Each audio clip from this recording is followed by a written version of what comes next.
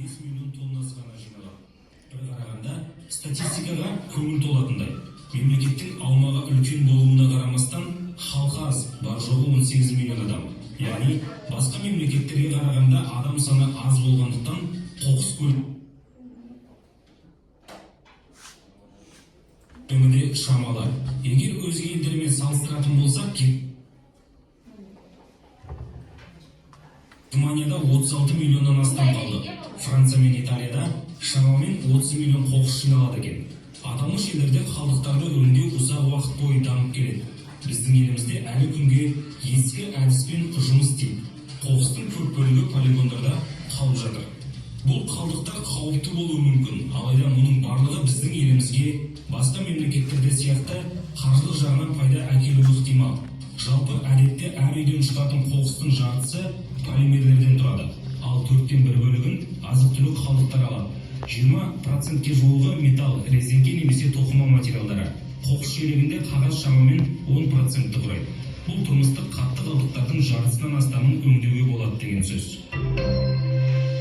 Рахмет балалар, бейнероликті көрсек, қалдықтар туралы қаламыздағы экологияны жақсарту үшін сіздер қандай өз үлестеріңізді қосып жатырсыздар?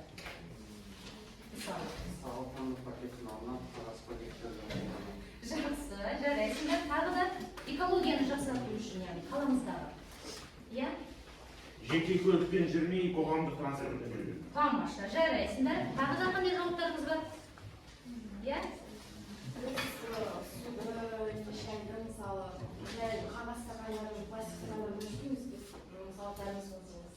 Жақсы, жарайсыңдар. Ал енді балалар, сіздердің алдарыңызда постер жатыр, иә? Сол постерге бүгін сіздер қазір осы бейнеролик бойынша нені көрдіңдер, яғни осы бейнероликке тақырып қоямыз, өз тақырыбымызды және негізгі ойды жазамыз. Қанеки, мына постерге жазамыз, иә? Түрлі түсті нелеріміз бар. Қарым-қатынаштарымыз. Біреуіне жазып, соны қорғау керек. Данияр жазыңыз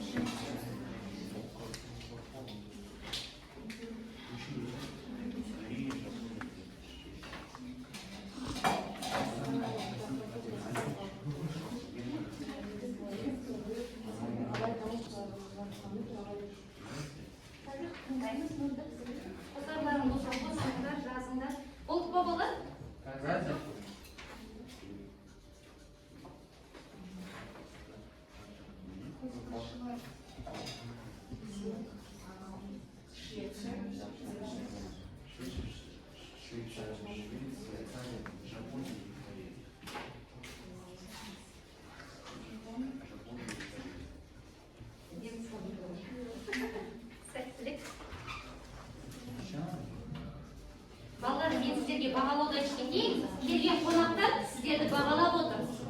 Сондықтан бүгінгі сабақта тек қана бірінші, екінші, үшінші орын ғана беріледі. Бірінші орынға 10 балл, екінші орынға 8 балл, үшінші орынға 7 балл.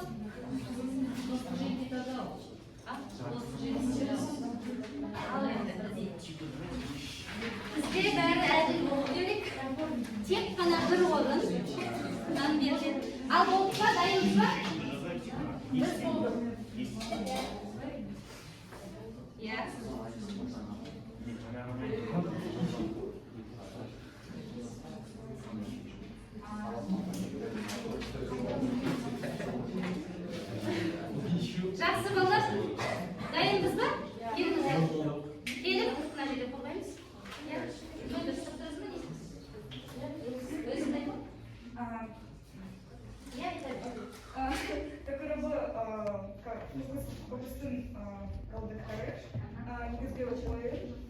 қоқыс өндіру қалайдамын туралы айту және қоқыстардың түрі туралы түсіндіру. Жақсы. Рахмет. Сіздер шығасыздар ма? Сіздер шығасыздар ма? Айнұра, сіздердің топтарыңыз. Данила шығады екен бізге. Ал Біздің тақырыбы толдықтар. Негізгі ой.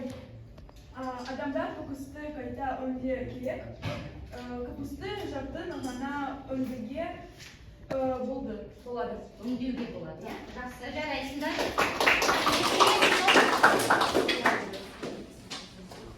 Жақсы, тыңдаймыз. Біздің тақырыбы Қазақстанның ластануы.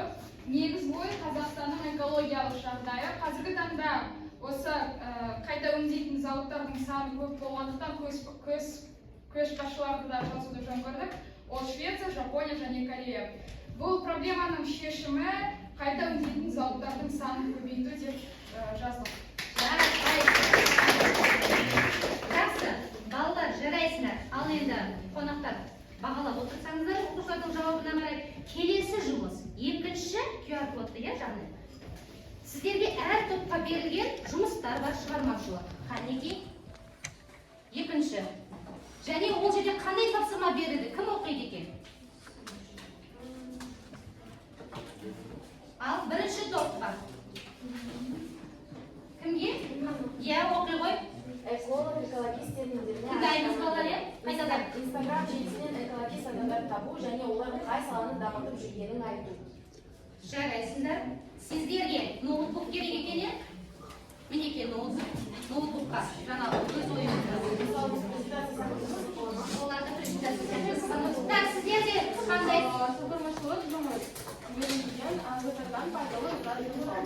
Яғни сіздерге мен лего беремін. Бүгін сіздер біздің Қазақстанда зауытты саламыз, иә? Қанеки? Так, үшінші топ, сіздерде қандай тапсырма? Қоқыстардан заңдастыру. Ал сіздерге мынандай шығармашылық жұмыс.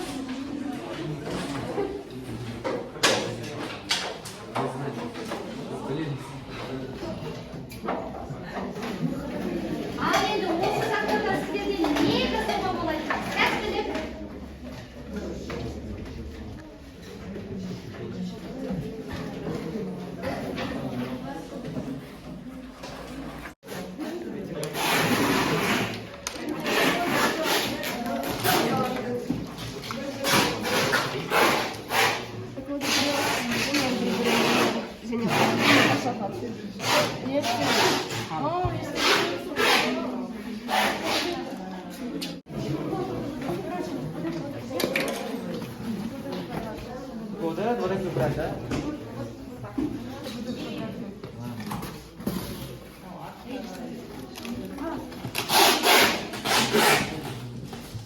Бұл машиналарды Алексия. Көліктерді қайта өңдейді.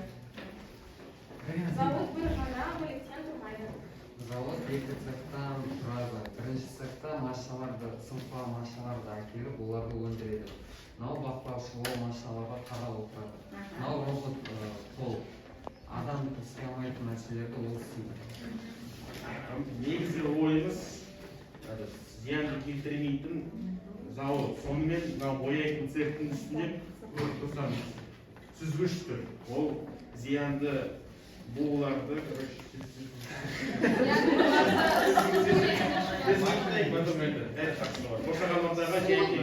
Зиян болып шығады. Ол экологиямызға зиян көп тигізбейді. Иә, фильтр. Мына жерде көріп отырғаныңыздай жұмысшылар бұл жерде іскерлік сұрақтарды айтады, демалады. Және көліктер мына жерден шығып, мына жерде жүріп қоямыз. Жаңа көліктер. Сонда біздің ерекшелігіміз ол фильтр бар. Сондықтан да экологияға зиянын тигізбейді деуге болады.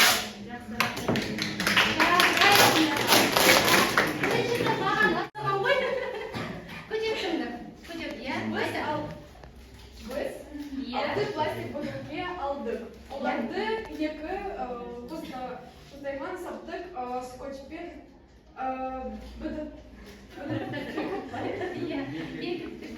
Біз сосын коробкаға салып, сыртын скотчпен орап, және сыртынан матадан істелінген пакет сияқты нәрсемен орадық. Сол кезде бұның түрі де әдемі болады, и отырған адам жайлы болады. Жақсы, рахмет. Жарайсыздар балалар. Ал енді